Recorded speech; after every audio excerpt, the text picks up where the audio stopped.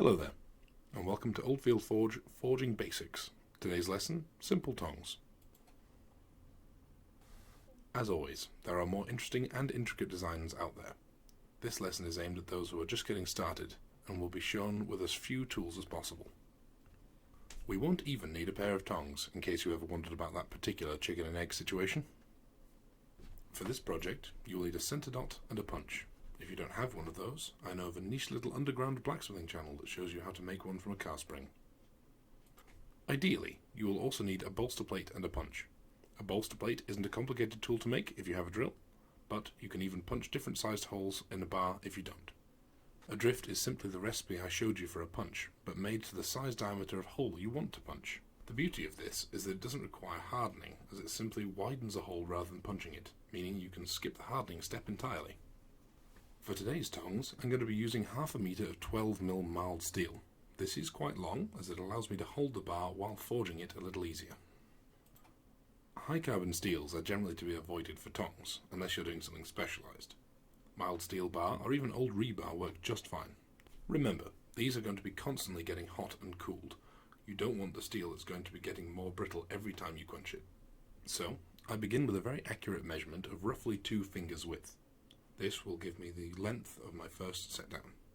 The length itself isn't too important, but as I'm making, in theory, 2 identical pieces, I want to have a point to measure them from. Marking that on the anvil with a piece of chalk, I'm now able to bring the hot steel out and hammer straight down onto the metal.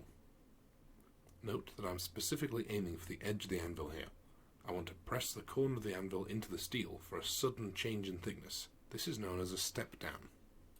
Work on the sides a little here as well. We aren't wanting to thin the end of these tongs to a point, but simply by flattening them in one dimension they will expand and grow wider. For these basic tongs, we're going to keep the width the same as the original stock. Now, for this next bit, I'm going to need you to remember a simple guide. Left, left, and left again. We are going to take the position we've just been hammering in and rotate the bar 90 degrees left. We then angle the bar 45 degrees left off the opposite side of our anvil, hammering straight down onto the corner of the anvil to create the hinge plate, in this case about half the thickness of the bar. We then once again rotate the bar left and slide forward over the corner of the anvil once more.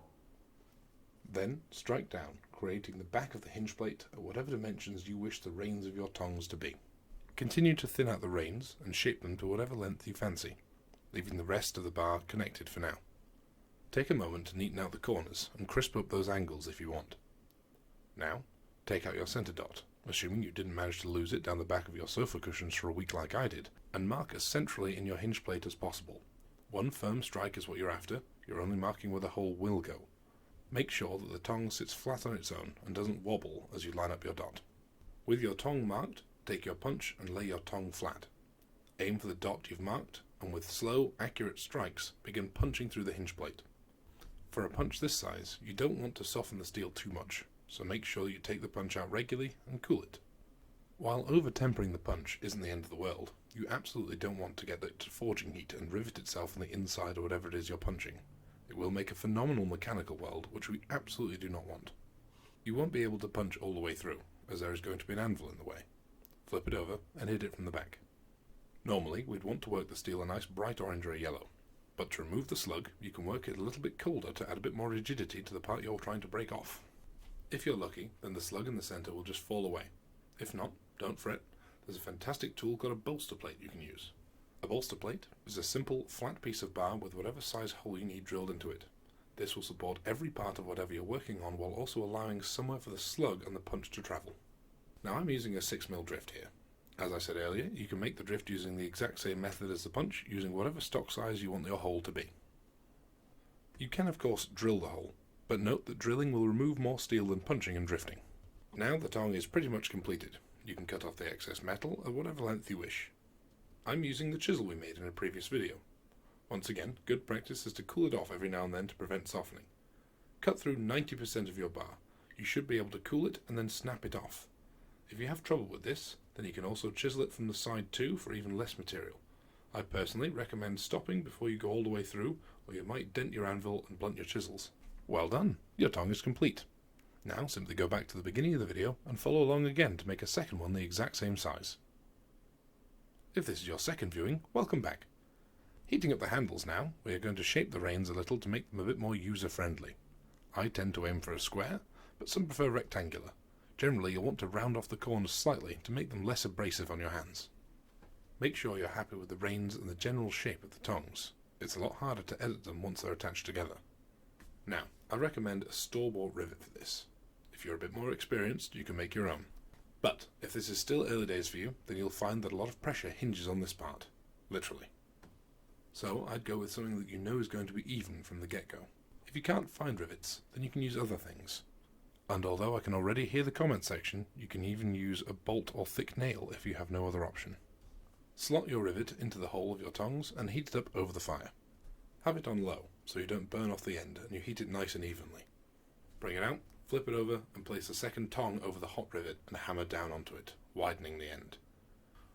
You can always reheat the rivet if you don't do this on a single heat. Once together, a little shaping can be done to potentially put a curve on the inside. You can even place the size of stock you wish to hold inside, so it will specifically hold it well. A useful little tip, which I do apologise I didn't manage to get on film. Once you've attached your tongs together, you may find them a little tight when they cool down. To loosen either freshly made tongs or even seized older ones, simply heat them to a low forging temperature, open and close them to the desired range, and continue to open and close them quickly while quenching them. And there we have it. I hope this has been useful in making one of your first pair of tongs, and if you want to see more in the future, feel free to subscribe. If you have any questions or comments, then you can either leave them down below or email me at oldfieldvideo@gmail.com. You can even have a go yourself at oldfieldvideo.co.uk. Thank you for watching, and I'll see you next time.